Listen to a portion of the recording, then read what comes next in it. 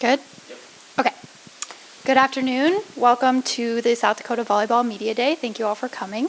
I'm Mercedes Odegaard. I'm the Sports Information GA, and I'll be the main volleyball contact this year.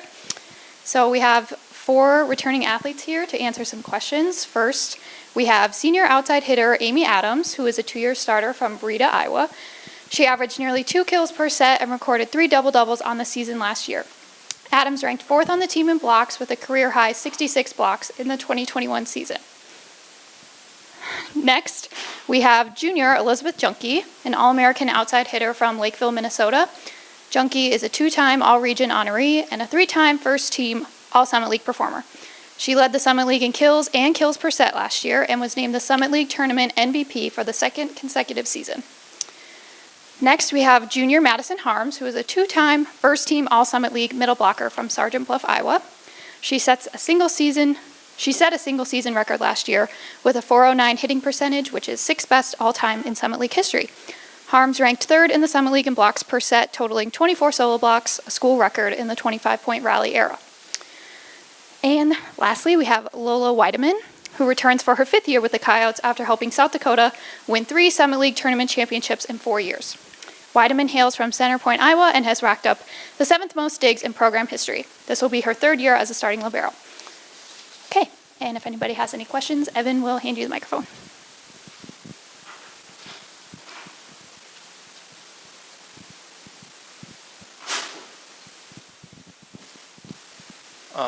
Lola, we'll start with you. What's kind of been this summer like for you guys training, losing a couple of big seniors? How's that adjustment been, and how's this summer kind of been in terms of training, getting ready for the season? Yeah, I think losing some key players has definitely been an adjustment for us, but I think it's just been finding out how to have different mindsets with how we practice and what our main goals are, getting better during the summertime when we don't have the coaches there. And I think it's allowed certain girls to step up and become new leaders. And I think the mindset mainly has been having fun and working through getting to know new girls and having other girls step up. And Madison, do you guys feel like there's any additional pressure at this point, as you guys have won, 3 Summit League championships in 4 years? You kind of have been, top of the class or at the top in terms of, best teams in the conference. So do you feel any pressure at this point, or is it kind of regular for you guys at this point?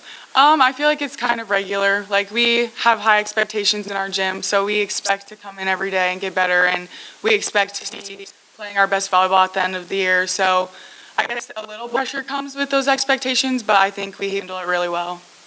And Elizabeth, a new setter for you guys now that Madison's gone. How has the adjustment been, having somebody else set the ball up for you guys, for the hitters, and how do you feel you guys have kind of been able to click with a new setter? That's kind of interesting because I think B's been in the gym, with us, and then obviously Maddie coming in as a freshman, but we've still been hitting off of B the last 2 years. So the nice thing is that we have been in the gym together and we have been hitting off of her sets as well. While there still will be adjusting, I think it'll be fun. All right. Hi, I'm Eric Bean with the Yankton Daily Press and Dakotan. This one's for Lola and Amy. So just as far as I was looking through your stats and saw that you guys had good dig numbers, just being able to set up teammates and that sort of thing, just in the Coach Williamson system, how do you guys look to do that, and what will be keys to success for this season? Yeah, I think it's just kind of been the mindset of doing your job. And as a libero, you have to have the mindset of nothing hits the floor, going for everything, running the back row, communicating.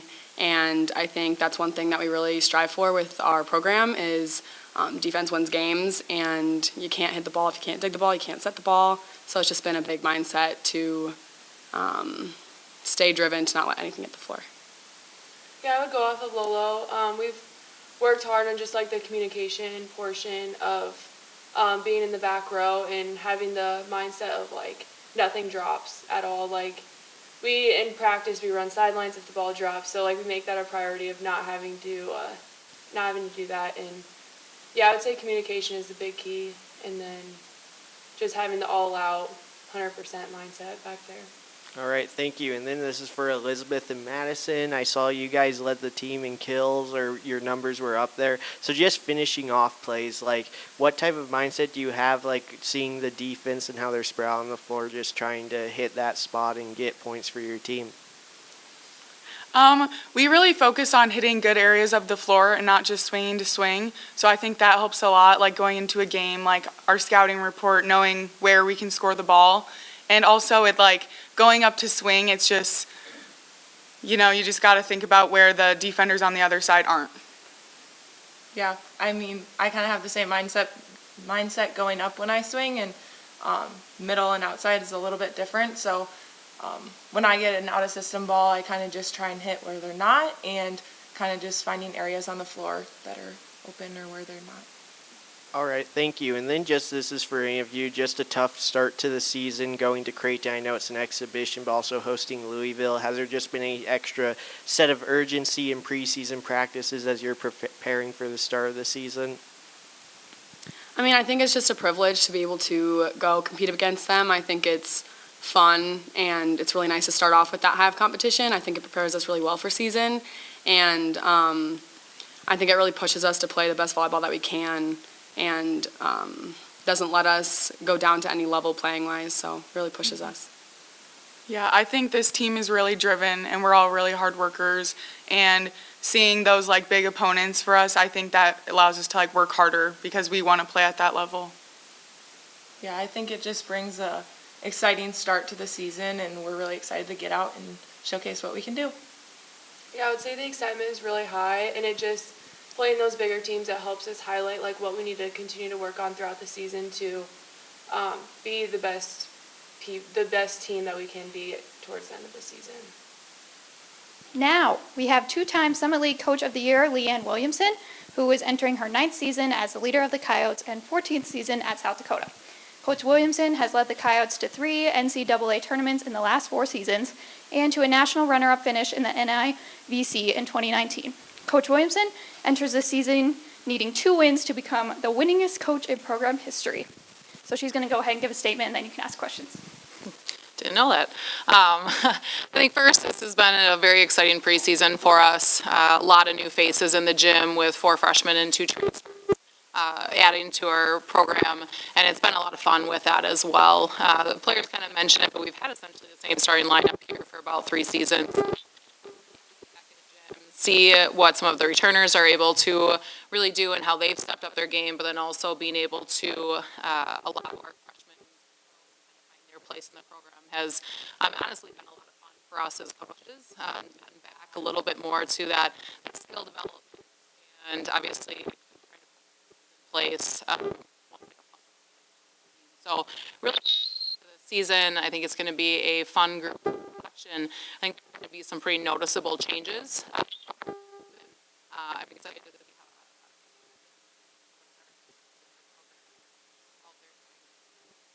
react as well. Coach, first question for you is just now that, over the last 4 years with a lot of success you've had, a lot of success on the offensive side has come from Juergens setting up the ball. Now with Juergens gone, how is the team kind of adjusting to that change? I know the players mentioned working with Brooklyn, but how has that adjustment kind of gone for you guys so far this summer? Yeah, it's funny. It's very easy to forget that we're doing this every few years, and we've been very lucky that we've had kind of a consistent setting force in this program over my time here, going all the way back to Corey Cole and then Brittany Jesson and Madison Juergens, and now kind of trying to find that new setting role. Brooklyn had a great offense. I think sometimes people forget too that we've had months. Years training with the team, but then even just going back into the spring and being able to get back in the gym and really focus on specifically what she needed to do to get better. And I think it gave her a lot of confidence seeing herself do it well so often. So she had a great off season, and I think she came in kind of with that same mindset. A little few nerves, I think, with every new start to the season, but she consistently day by day gotten a little bit better. And then Maddie Wooden is our freshman setter who came in, and she's been doing a great job. And she's one that I think people are going to really enjoy watching play as well. And both of them have just acclimated to learning what each hitter needs, kind of figuring out the time to set different people. And there's so much more game planning that really goes into it than I think people always realize. And that's what we're trying to do too, is build volleyball and kind of showcase some of that. So, but yeah, Brooklyn's been doing a great job, and I think our hitters have been doing a good job. And honestly, sometimes it's good for them. You know, to have to do it just a little bit more, have to learn how to find success when things aren't perfect. Because starting this season off, we're playing two really, really good teams. Things aren't going to be perfect. Things aren't going to always be exactly where the way we want them to be. So I think our practices are setting us up to be able to handle that at a high level. And you guys have never shied away from tough competition, especially in non-conference. I mean, even going back to the COVID season where you guys played more in the springtime and you played Creighton in the non-con then and got a win there. What is it about playing some of the tougher competition and being able to welcome tough competition like Louisville and Missouri into your home court? What does that mean to the program, and what about that do you guys enjoy so much? I mean, first, it's one of our philosophies. Once our program got to where we felt like they needed to be to be able to really play that high-level competition, the best competition shows you what you're good at, and they definitely show you what you're not good at.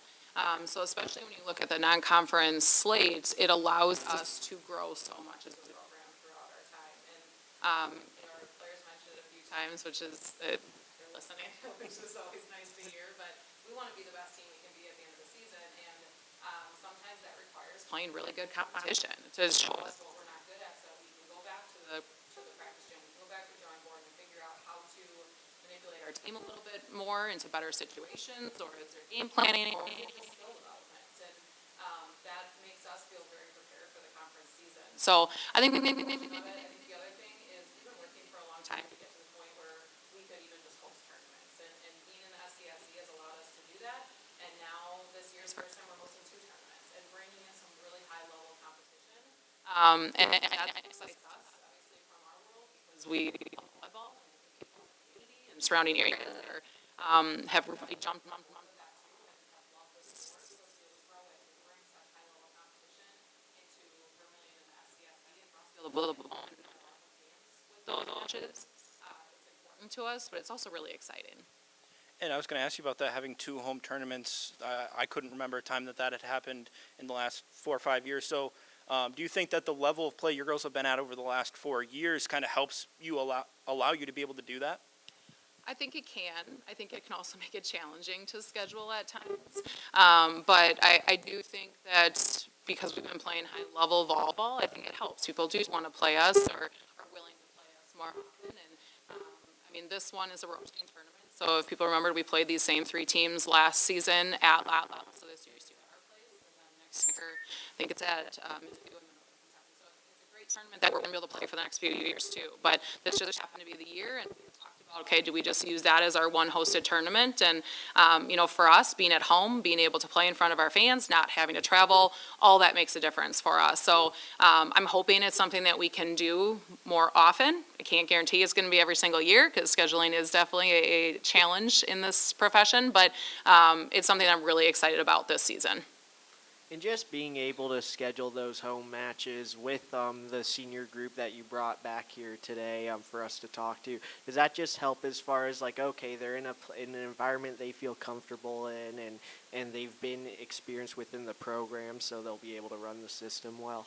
I mean, I do think that that can be a portion of it. I mean, you do look at the makeup of your team and what that team needs, you know, and we do have some really good returners, 4 of them sitting up here just a few minutes ago that kind of anchor down both our offense and our defense. But we have some other people that need some of that experience. They need to play in front of thousands of fans. And I think that it's going to be a good situation for us. It's going to help us down the road. I think even looking at last year, you know, playing Minnesota in front of, I don't remember what the exact number was, but a lot of fans is definitely a challenge. And, you know, being able to do it down at Creighton and then coming here and playing in front of our home fans, it's something that our players definitely don't take for granted. They love playing in front of our fans. They love playing in that CSC.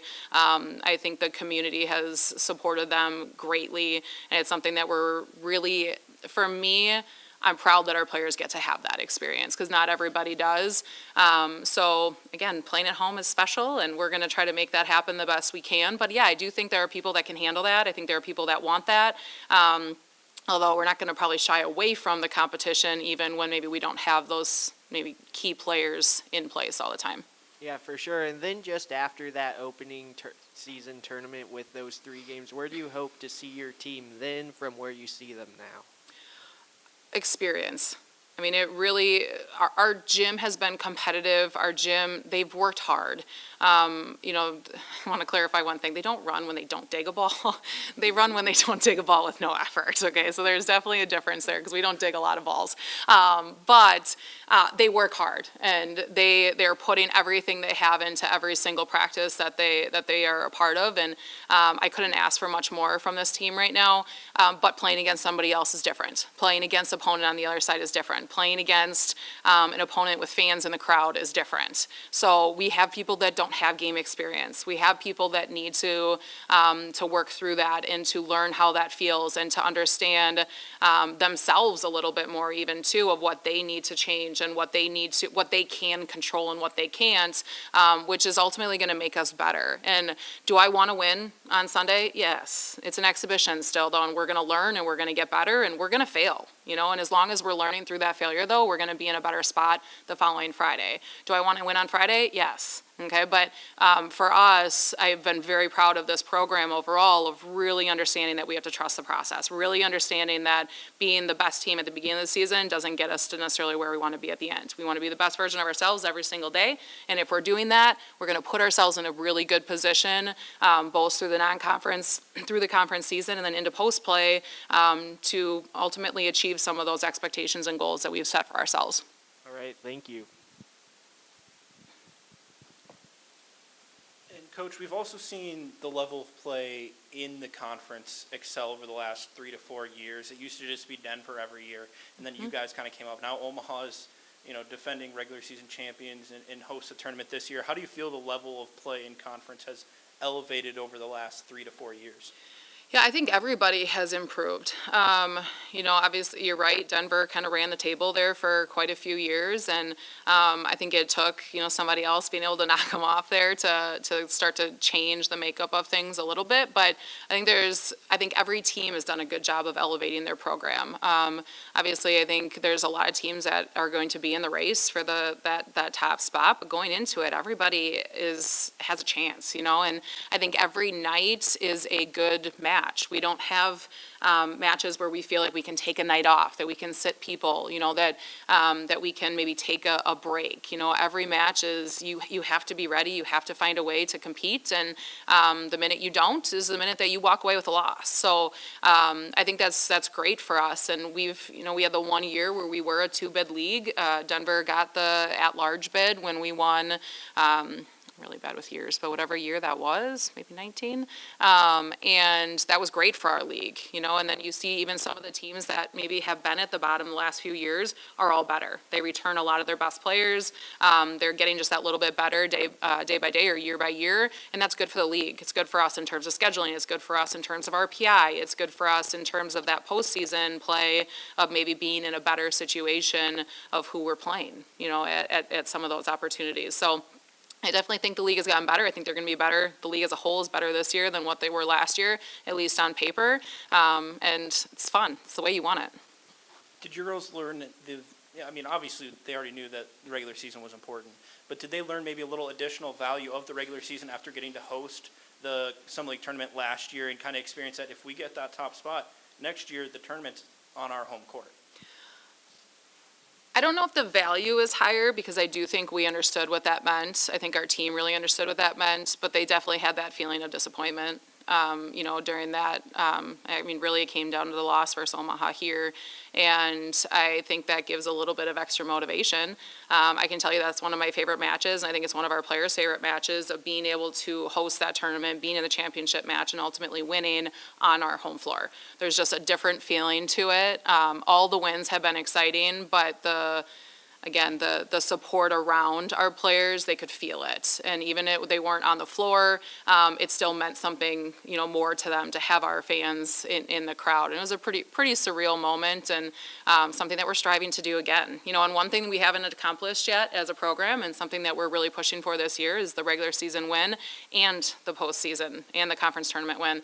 And we haven't been able to win both yet. So it's kind of that little extra motivation, but they know what they're fighting for, and I do think knowing that gives them the energy, the excitement, the extra push that they need when things are really tough too. And my last question for you is, what's going to be the biggest challenge for doing that, for getting the regular season title as well as the conference tournament title? Consistency. I think with every team, they deal with it, and it's true probably across our conference. It's true across the country of being able to do it every single night. You can't take days off, and even in our loss last year, or losses, it wasn't because they weren't trying. It wasn't a lack of effort or want. It was we just didn't perform at the level that we needed to. So that consistency piece is huge and something that we're talking about now. But we're also talking about with players who haven't played in true matches yet. So there's some extra, I think. Again, not motivation, but I think for us as coaches, some different things that we have to kind of challenge head on and kind of figure out how to help out with those processes to put them into that position to play consistently. I'll tell you one thing, our defense is really good right now, and it's something that I think is a little bit different than what people have seen the last couple of years. We've been very offensive.